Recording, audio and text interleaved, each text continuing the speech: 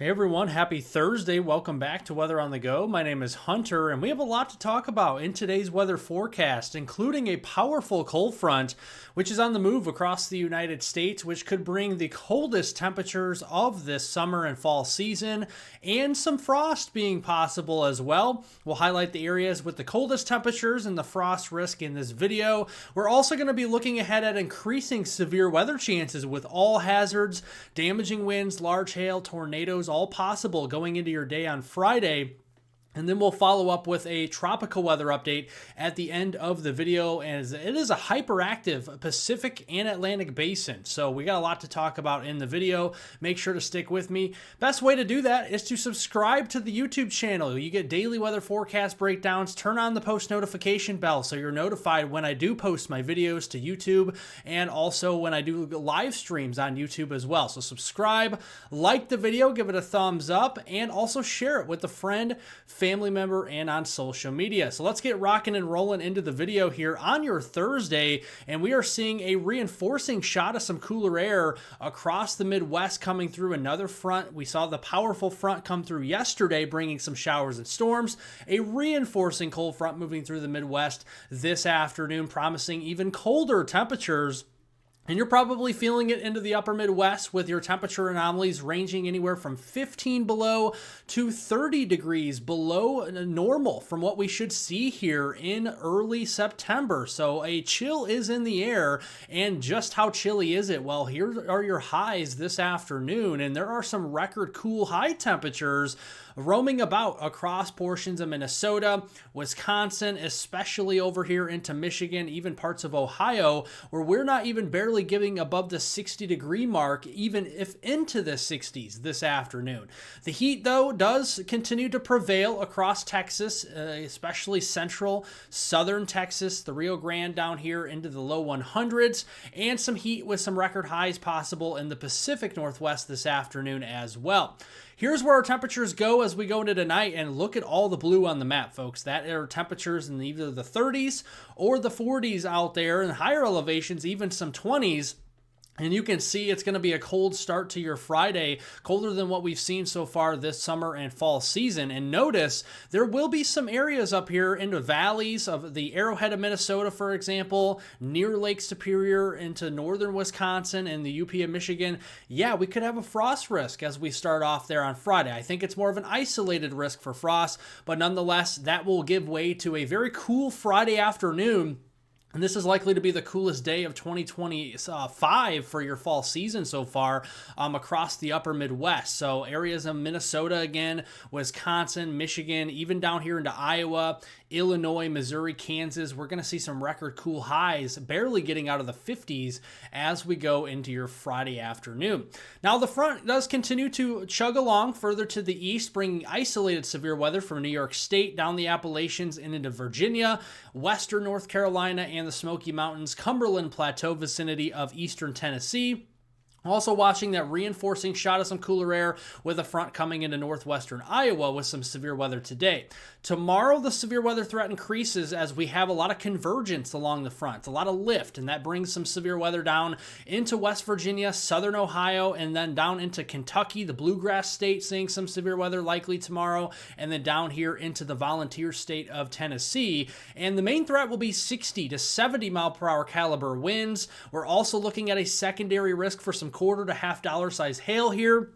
And believe it or not, there is some rotation along this front that could bring a couple of those rotating storms, which could produce a couple tornadoes, especially here into Kentucky. So we're looking from Paducah along and south of the Ohio River into Owensboro, Madisonville, Louisville, down here to Frankfort and Lexington, Prestonburg, all the way down to Corbin and Bowling Green. So all of you folks that I just mentioned, make sure to be on high alert tomorrow and have multiple ways to receive severe weather watches and warnings, as there is a low chance, but a chance nonetheless, 2% chance of tornadoes as we go into tomorrow late afternoon and into through the mid-evening hours.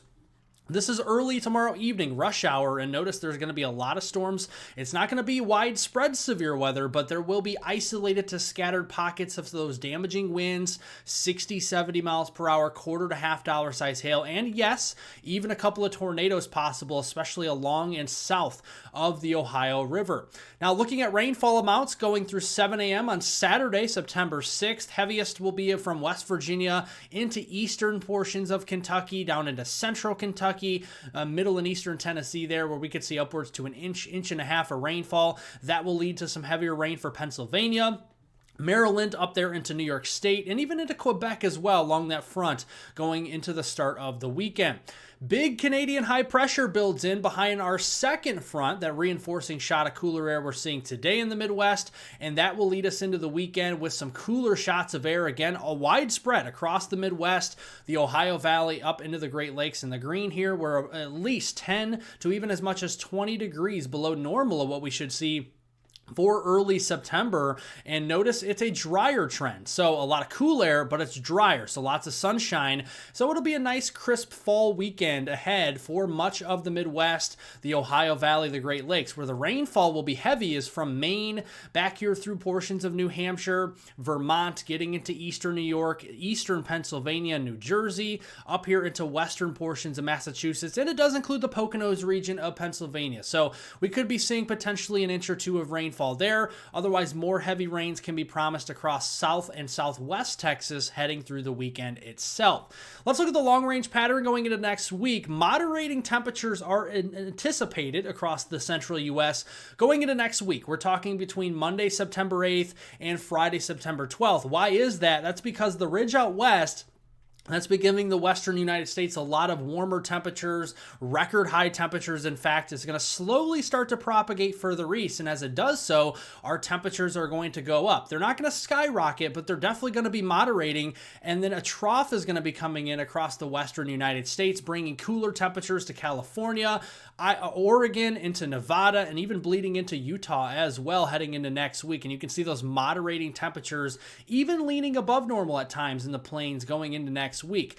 That will lead to an active pattern as a trough comes in and it runs right into the western side of that ridge. That could cause some trouble in the form of some rainfall and even the return of some severe weather. NIU's week 2 accumulated supercell composite parameter map does show some ingredients coming together into the central plains, like into South Dakota, Nebraska, Kansas, even over into Iowa as we go into next week, especially late next week, for some severe weather. And that could actually spread some heavier rainfall out across the plains, even into parts of the upper Midwest as we get towards the latter half of next week, while remaining a little bit drier for the eastern United States in general. Let's turn over to your tropical weather update. The National Hurricane Center has increased the probability to a 90% chance, so a very high probability of Gabrielle being named over the next 7 days, as the wave is over here in the central Maine development region, and it is pressing westward toward the Lesser Antilles, or the Leeward Islands, whatever you may call it. And the reason being is because we have this stronger Bermuda high that's across the north central Atlantic basin for the weekend. It's going to retreat a little bit further north and east, which may allow this to curve a little bit further to the north and west over time. If it's a weaker wave, it's going to move further to the west. If it's a stronger wave, it's going to have to turn more northwest and gain a little bit of latitude.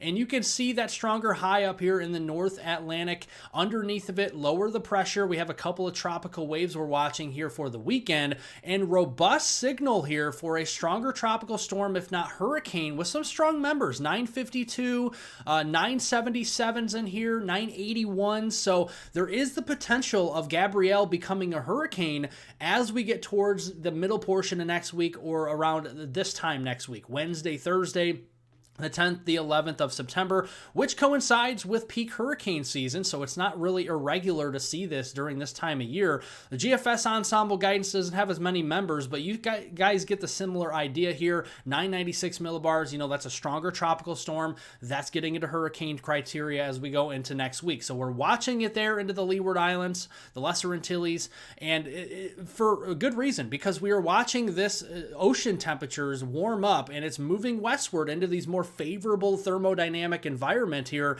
in the ocean. So if this thing gets into the Eastern Caribbean, it is game on for rapid intensification. That's what we don't want to see. We want it to curve out to sea here and not affect anyone. That is the hope. In the Pacific side, very active as well. We have Hurricane Kiko that continues. That may be a threat for Hawaii, we'll talk about. And then we have Tropical Storm Lorena as well, just to the west of the Baja of California. First, talking about Major Hurricane Kiko, this is a powerful hurricane at 130 miles per hour, moving west at 9 miles per hour, likely to remain a major hurricane of Cat 3 or stronger intensity through Sunday morning before weakening to a hurricane on Monday, and then still a strong tropical storm on Tuesday. Notice the end of the cone has the eastern big island of Hawaii in there, so we have to watch this. So as we go into the weekend, a 970, maybe even a 965 millibar low, and that is going to be a powerful Category 3 hurricane extending into the weekend, and then it's going to weaken only slightly so as it moves closer towards Hawaii, and this could potentially bring some impacts, maybe even just indirect impacts to Hawaii as we get toward the early and middle portion of next week. One of the impacts this could bring is some bigger and more significant rip current risks, rough surf, and maybe even some beach erosion, especially to the eastern side of the Big Island and the northern part of the islands as we go in towards that Monday, Tuesday, Wednesday timeframe next week, September 8th, 9th, and 10th. So that will be something to monitor. Now, we are looking at Tropical Storm Lorena, which was just a hurricane yesterday. It is starting to slow down and also move more onto land, so that means it's going to be weakening. It's moving into some cooler waters as well. Still tropical storm warnings up here for the Baja of California as this system is going to be slowing down. Could bring some flooding risk to the Baja as we go here through the weekend, and then that moisture will spread into northwestern Mexico. Now, yesterday, if you remember my video, this actually had the potential to produce some moisture for either A, Southern California, or B, over here into Arizona and spreading into the Rockies. That looks to be more suppressed to the south now as Lorena is really starting to slow down. So the forecast has changed a little bit, so heavier rains for northwestern Mexico, and that could eventually spread some rain into West Texas and South Texas into the Rio Grande as we go in towards the middle of next week. That's not bad news because the latest drought monitor that did come out just today here on Thursday, September 4th, does have widespread orange, red, and even some maroon reds there. That means severe, extreme, and exceptional drought is actually continuing